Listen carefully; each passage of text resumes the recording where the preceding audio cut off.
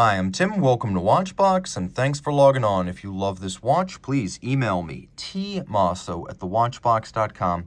It is your purchase and pricing email question line for buying this or any watch you see on any Watchbox platform. Please reach out to me directly. Email tmosso@thewatchbox.com. Today, we are discussing a fantastic timepiece launched for the 2019 model year. This is the Audemars Piguet Millenary Frosted Gold Philosophique, and it is stellar. Part of the Millenary collection that bowed back in 1995. This is best described as a mid-sizer by modern watch size standards at 39.5 millimeters from 9 to 3, not including the crown. It is 10.9 millimeters thick, and then from lug tip to lug tip, it measures 43.3 millimeters with a 20 millimeter spacing between the lugs. You can see on my wrist, which is 16 centimeters in circumference, it's a nice fit. It's not a large millenary, not by modern standards. Something like the 4101 would be a modern-sized millenary. This one is more like what the millenary was on its debut in the mid-1990s. You can see there's no problem fitting underneath the cuff. Across the wrist, it's super narrow, and I can recommend this watch for a wrist as small as 13.5 centimeters circumference.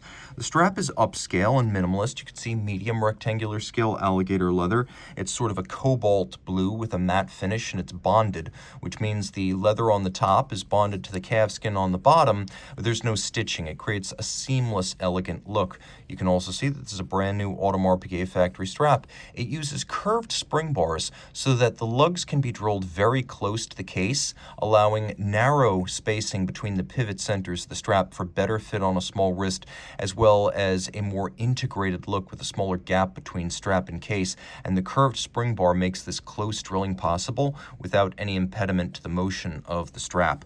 We have a buckle here in white gold to match the case. It would have been cool if this too were graced by frosted gold, but we'll be satisfied that it is an AP factory piece in a matching metal. Now, if you take a quick look at the case, you can see that it is very, very white. For white gold, it is almost platinum-like, and that is because Audemars Piguet uses a white metal coating atop its 18-karat white gold. This is somewhat rare in the industry today, but it's necessary if you want gold to look like platinum. So it's either palladium or rhodium, and it has an explosive shine. It also has an explosive sheen, as you can see, matted finish courtesy of a micro chiseling technique developed in conjunction with Florentine jeweler Carolina Bucchi. This is known as the Florentine or frosted gold finish, and it's achieved with a very small drill tool such that no two of these will be exactly alike, and all of them will be laborious, handcrafted business to create.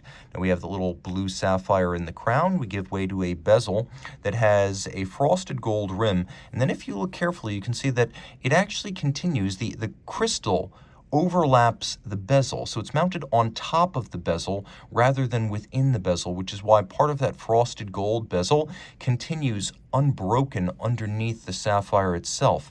It gives way to a blue galvanized hammered effect dial.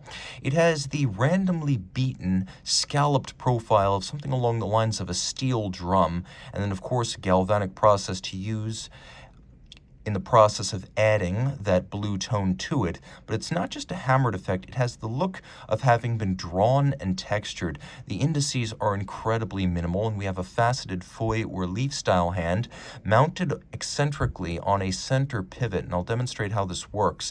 This is the Philosophique, and it references both historic clocks that included a single hand and a 1982 Audemars Piguet watch by the same name, Philosophique, that included one hand for reading the time.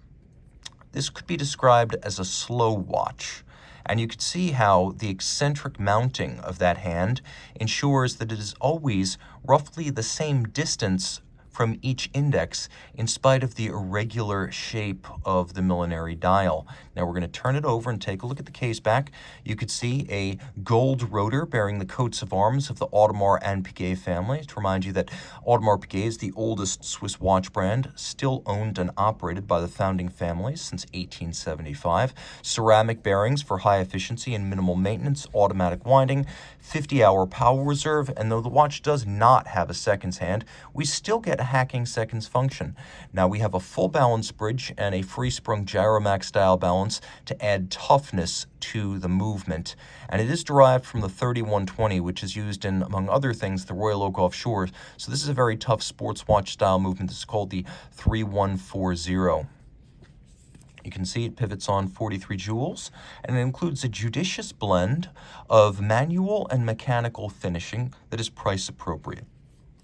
It beats away at 21,600 vibrations per hour, and in this case, principally due to the way the bezel is constructed, we have water resistance of 20 meters. Reach out to Team Mosso at thewatchbox.com for purchase and pricing details.